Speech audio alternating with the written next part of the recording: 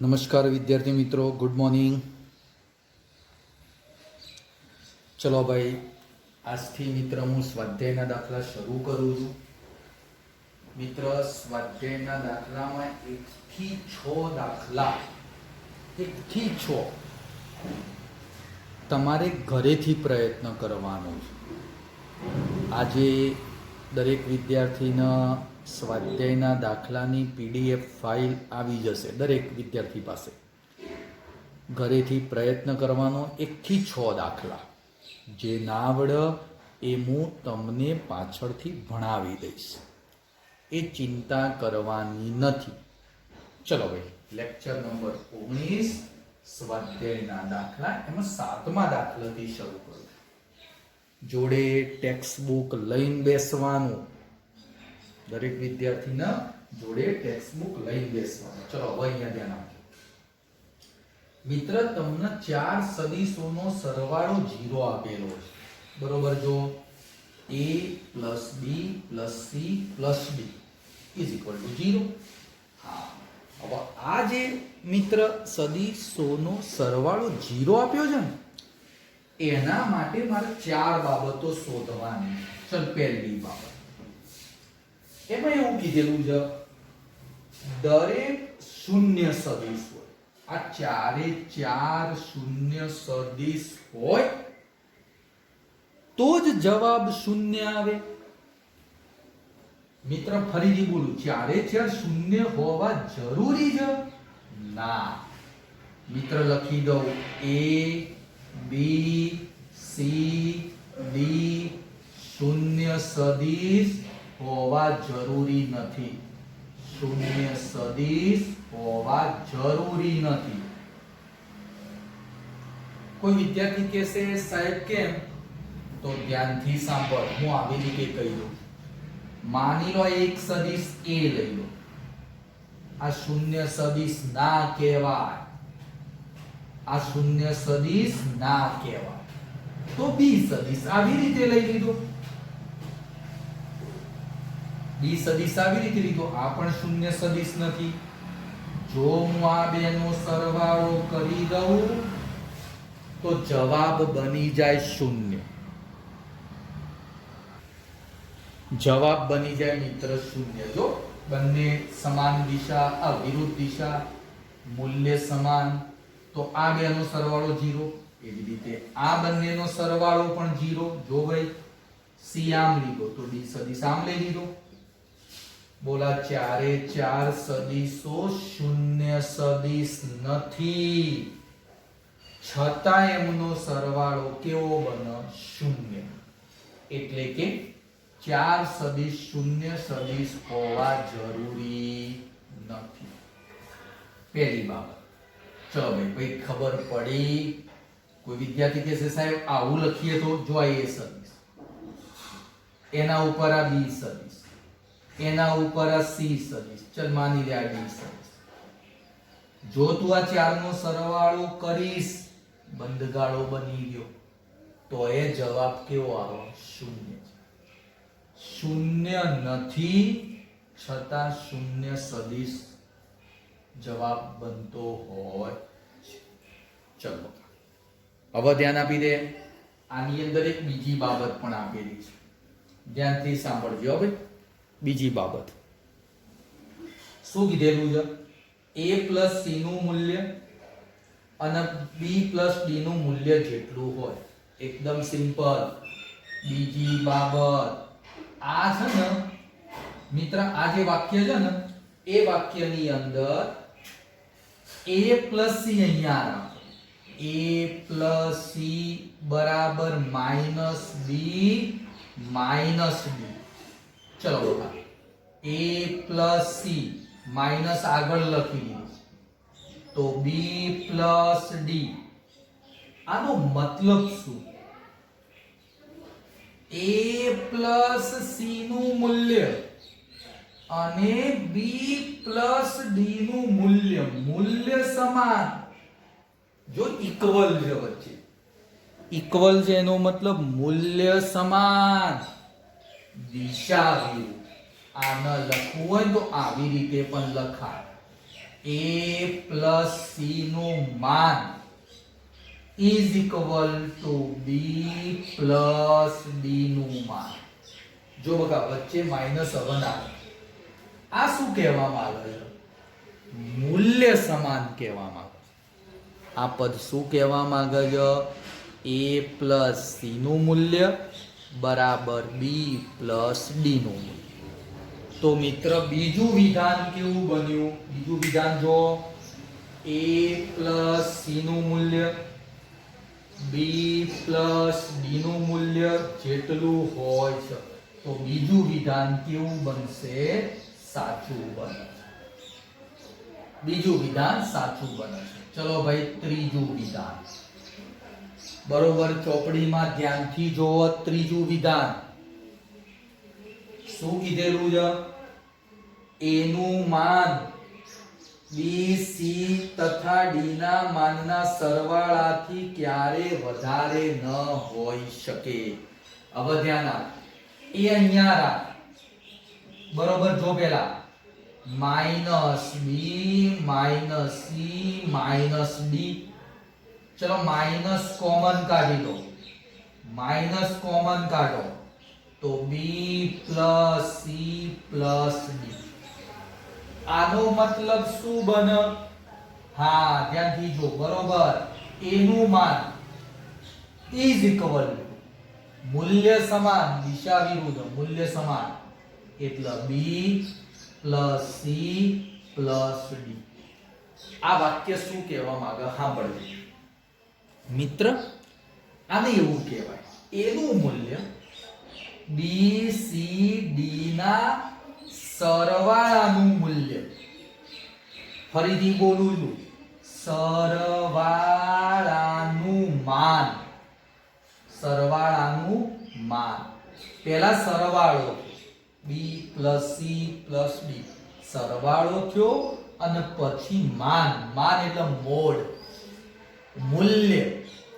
તો a નું મૂલ્ય is equal b c d ના સરવાળાના માન જેટલું થાય. ઓકે, પણ આપણને રકમમાં કંઈક અલગ આપેલું છે. ધ્યાનથી સાંભળ.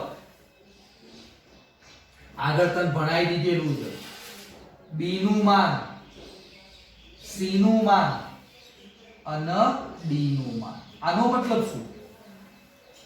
પહેલા માન કર્યા. માન એટલે મૂલ્ય અને પછી શું કર્યો? સરવાળો. તો આને કહેવાય માનનો સરવાળો.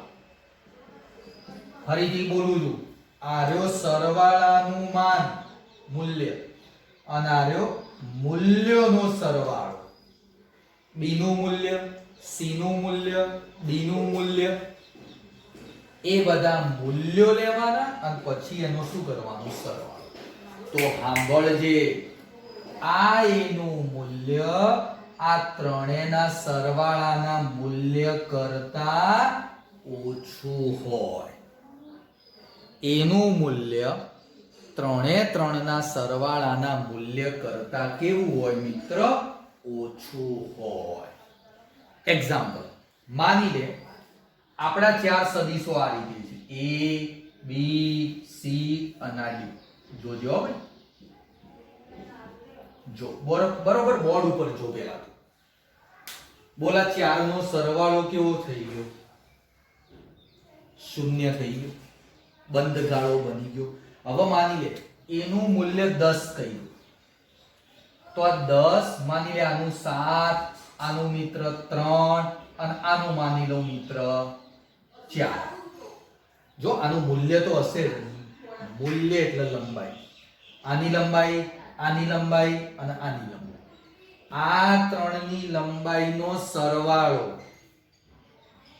લંબાઈ એટલે મૂલ્ય. તો મૂલ્યનો સરવાળો કરો. આ સરવાળો ઓના કરતા કેવો આવશે? વધારે જ આવશે. જો 7 ને 3 10 ને 14 વધારે આવ્યો 10 કરતા. કહેવાનો મતલબ કે ભાઈ એકલું એનું મૂલ્ય આ ત્રણના મૂલ્યોના સરવાળા કરતા ઓછું હોય. હા, આ વાક્ય સાચું.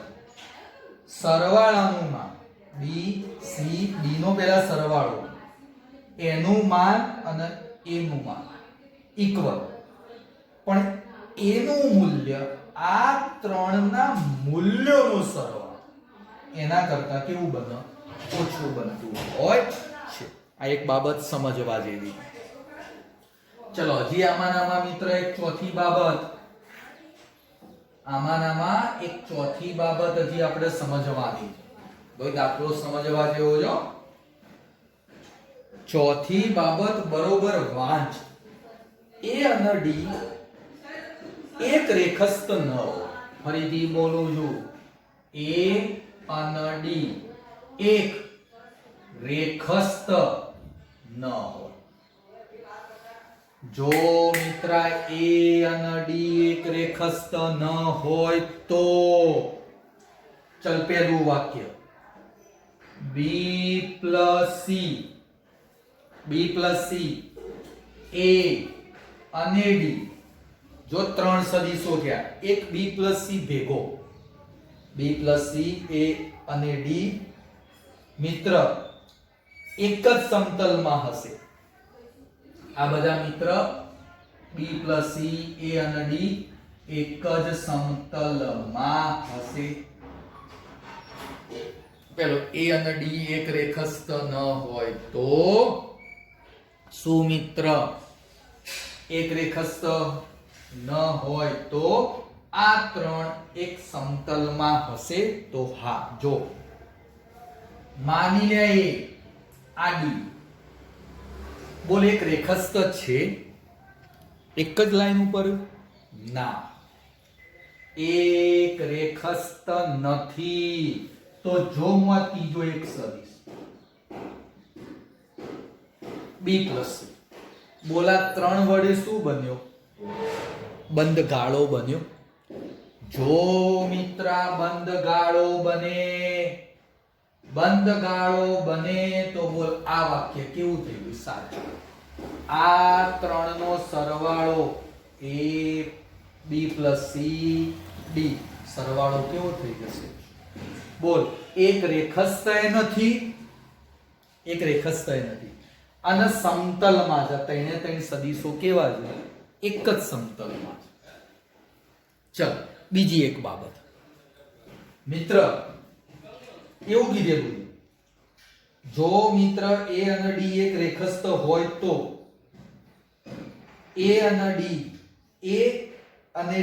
ની જ રેખા ઉપર આ બી પ્લસ સી હોય. જોજો બીજું મત પણ એ અને ડી એક રેખસ્થ હોય, એક જ લાઈન ઉપર હોય તો શું? બી પ્લસ સી અને એ બી પ્લસ સી એ અને ડી ની રેખા પર હોય. ચલો મિત્ર ધ્યાનથી જોજો ભાઈ.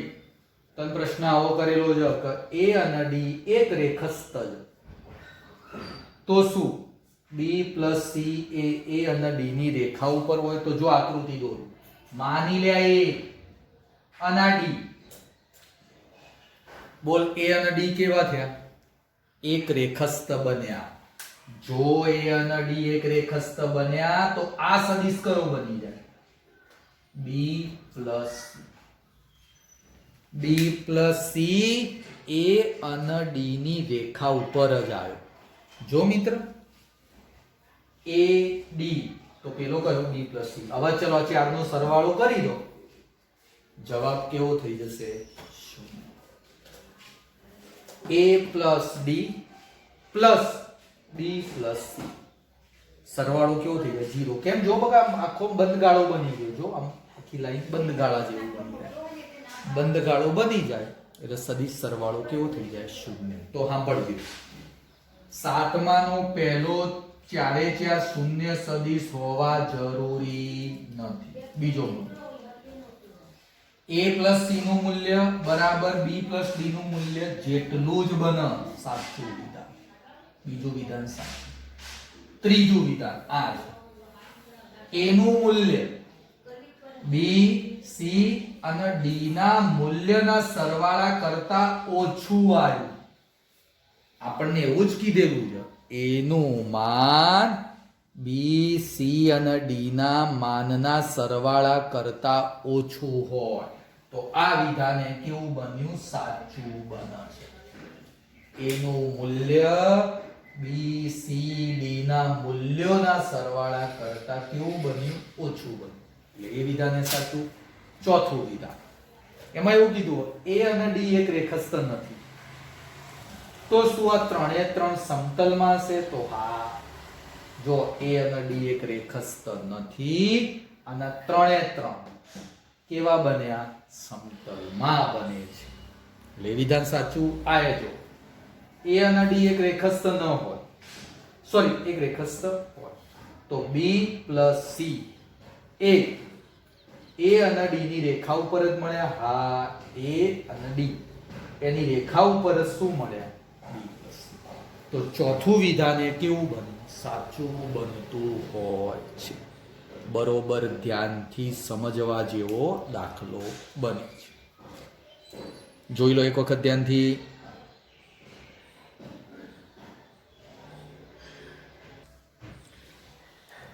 ચલો ભાઈ, બોર્ડ ઉપર દાખલા નંબર 8 નો ધ્યાનથી જો. એક વર્તુળ, સ્કેટિંગ, આઈસ સ્કેટિંગ. ત્રણ છોકરીઓ આ પી બિંદુ પાસે ઊભી અને સ્કેટિંગ કરી ક્યુ પાસે જાય છે.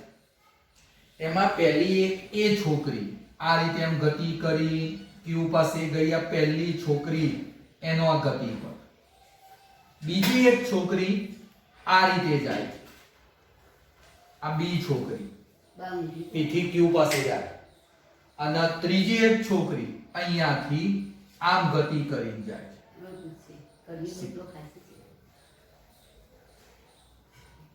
ચલો મિત્ર, ત્રણ છોકરીઓ એ બી સી પી થી ગતિ કરીને ક્યુ પાસે ગઈ.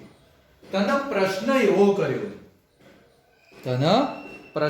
એવો કરેલો છે કે, ધ્યાનથી સાંભળજે મિત્ર, શું ત્રણે ત્રણ છોકરીઓનું સ્થાનાંતર નું માન કેટલું હશે? આ ત્રણે ત્રણ છોકરીઓનું સ્થાનાંતરનું મૂલ્ય કેટલું હશે? તો સિમ્પલ ભાઈ, કેટલું થાય? ફરીથી કહી દઉં, આ વર્તુળની ત્રિજ્યા 200 મીટર છે. તો આ ત્રણ છોકરીઓનું સ્થાનાંતર એટલે સ્થાનમાં થતો ફેરફાર. આ પ્રારંભિક આંટી. તો ત્રણે ત્રણ છોકરીઓ માટે સ્થાનાંતર કેવું બને? પી થી ક્યુ જ બને. તો ત્રણે ત્રણ છોકરીઓ માટે સ્થાનાંતરનું મૂલ્ય કેટલું બન્યું? પી ક્યુ. જો ભાઈ, બધા પી થી શરૂ કરે અને છેલ્લે કયો પહોંચ્યો? ક્યુ પાસે. સ્થાનાંતરનું મૂલ્ય ત્રણે ત્રણ છોકરીઓ માટે સમાન. ભાઈ પી ક્યુ એટલે વ્યાસ. વ્યાસ એટલે 2 ગુણ્યા ત્રિજ્યા. ચલો બકા, ત્રિજ્યા કેટલી આપી હતી? 200. તો 200 ગુણ્યા 2. તો મિત્ર, સ્થાનાંતરનું મૂલ્ય કેટલું બની ગયું? 400 મીટર.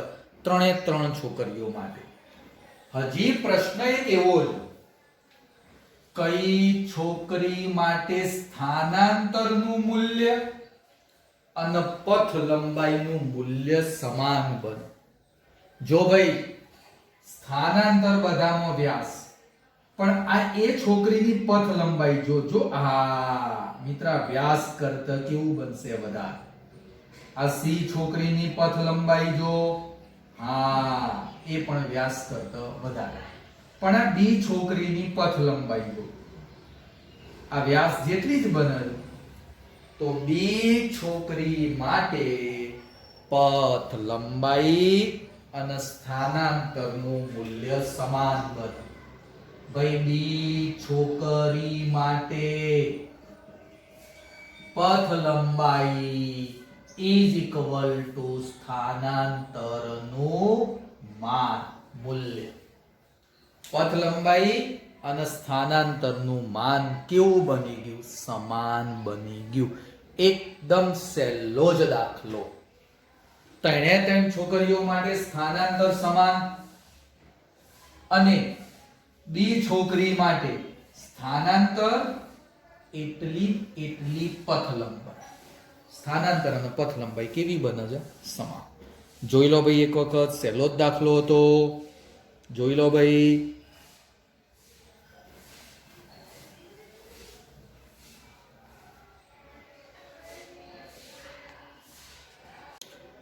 ચલો મિત્રો, દાખલા નંબર 9. શું કીધેલું છે? બરોબર ધ્યાનથી જો. મેં આકૃતિ દોરી દીધી છે. એક સાયકલ સવાર 1 કિલોમીટર ત્રિજ્યાવાળા વર્તુળ, એ વર્તુળના કેન્દ્ર પરથી ગતિ શરૂ કરે. વર્તુળના કેન્દ્ર પરથી ગતિ શરૂ કરીને O થી ક્યાં આવે? P પર આવે. O થી P પર આવ્યો. પછી P થી Q પર જાય છે. જો ભાઈ, P થી Q પર જાય છે. આમ જો, આ તીર દર્શાવ્યો. અને છેલ્લે Q થી પાછો O પર પરત ફરે. Q થી પાછો O પર પરત ફરે છે. તો મિત્ર, તને શોધવાનું કીધેલું છે સ્થાનાંતર કેટલું, પછી કીધેલું છે સરેરાશ વેગ કેટલો, અને ત્રીજી બાબત સરેરાશ ઝડપ કેટલી.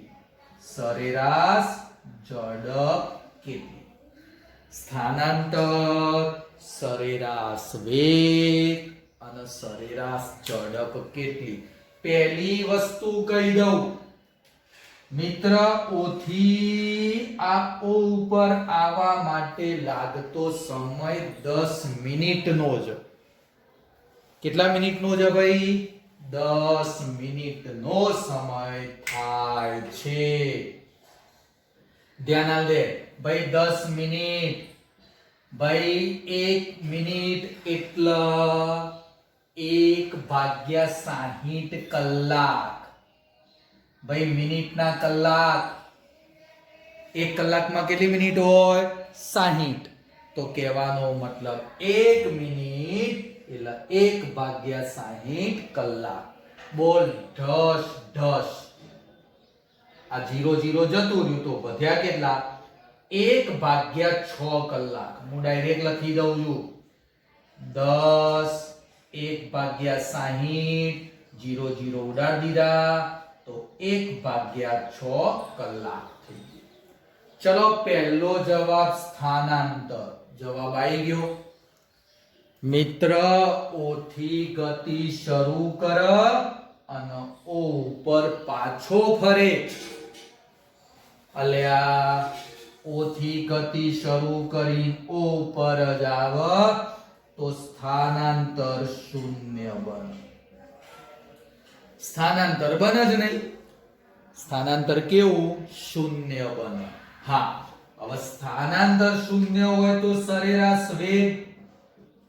બકા, સરેરાશ વેગ એટલે સ્થાનાંતર ભાગ્યા સમય. હવે ધ્યાન આપ. સરેરાશ વેગ એટલે સ્થાનાંતર ભાગ્યા સમય. સ્થાનાંતર શૂન્ય તો સરેરાશ વેગ પણ શૂન્ય. અને ત્રીજી બાબત સરેરાશ ઝડપ. ભાઈ, સરેરાશ ઝડપ માટે મારે પથ લંબાઈની જરૂર પડશે. ચલો ભાઈ, પહેલા પથ લંબાઈ લખાવો. O થી P એટલે ત્રિજ્યા કહેવાય. R. ચલો મિત્ર, O થી P એટલે R આવી ગયો. પહેલા લખી દઉં. ચલો ને ભાઈ. O થી P, P થી Q અને Q થી O. O થી P, P થી Q, Q થી O. ચલો, O થી P એટલે ત્રિજ્યા. P થી Q એટલે પરિધ છે. આખો પરિધ જે હતો એનો ચોથો ભાગ કહેવાય. આર્યો આખો પરિધ કહેવાય. તો આટલો ભાગ કેટલો કહેવાય? ચોથો ભાગ કહેવાય.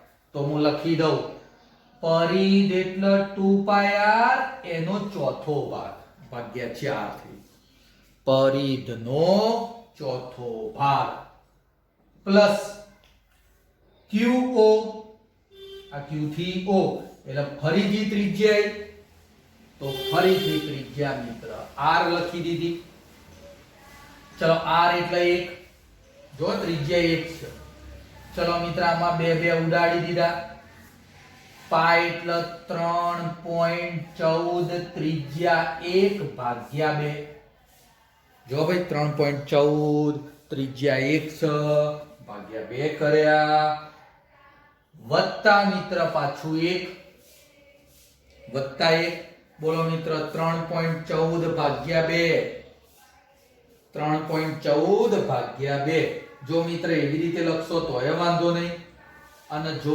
ત્રિજ્યા આ પાઈ બરાબર 22/7 લખો તો એ વાંધો નહીં ચલો ચાલશે વાંધો નહીં મિત્ર આનું સાદું રૂપ કેટલું આવે છે તો મિત્ર આનું સાદું રૂપ આવશે ધ્યાનથી સાંભળજે મિત્ર 1 + 1 એટલે 2 વત્તા 3.14 ભાગ્યા 2 કેટલા થાય કોઈ કહેશે 3.14 ભાગ્યા 2 ભાઈ ચલો 3.14 ભાગ્યા 2 સમથિંગ 1.57 આવશે જોઈ લેજો ભાઈ હા 1.57 વત્તા 2 એટલે 3.57 કિલોમીટર કેટલો બન્યો 3.57 કિલોમીટર પથ લંબાઈ બની ચલો મિત્ર હવે મારે શોધવાની સરેરાશ ઝડપ ભાઈ એકદમ સહેલું સરેરાશ ઝડપ એટલે પથ લંબાઈ ભાગ્યા સમયગાળો પથ લંબાઈ ભાગ્યા સમયગાળો ચલો ભાઈ પથ લંબાઈ કેટલી આવી તો 3.57 સમયગાળો કેટલો 1/6 કલાક 1/6 કલાક બોલ 6 ઉપર જાય તો 6 ગુણ્યા 3.57 6 દુ 12 6 તરી 18 18 કરતા વધારે આવે જવાબ લાવશો ને તો સમથિંગ 21.4 આવી જશે કિલોમીટર પર કલાક આ મિત્ર મન મળી ગઈ ઝડપ 21.4 કિલોમીટર પર કલાક જો કે આ ચેપ્ટર નંબર 3 નો દાખલો બન્યો આમાં કે સદિશ જેવું આવ્યું જ નથી જોવો ભાઈ ધ્યાનથી સ્થાનાંતર 0 એટલે સરેરાશ વેગ 0 પથ લંબાઈ ઓધી એક પહેલી કઈ અહીંયા જુઓ O થી P P થી Q અને Q થી O લખી દીધી બધી પથ લંબાઈ કિલોમીટરમાં અને પછી સરેરાશ ઝડપનું સૂત્ર પથ લંબાઈ ભાગ્યા સમયગાળો જોઈ લો બગા આજે આપણે આટલા સુધી રાખીએ છીએ આવતીકાલે આગળના બીજા દાખલા 1 થી 6 દાખલા તમારા ઘરે પ્રયત્ન કરવાના રહેશે ઓકે ઓકે કોઈને પણ કઈ તકલીફ હોય તો મારો કોન્ટેક્ટ કરવાનો નામ તો ખબર છે ને ભાઈ ઓ મનુભાઈ નામ ખબર હોવી જોઈએ ઓકે ગુડ બાય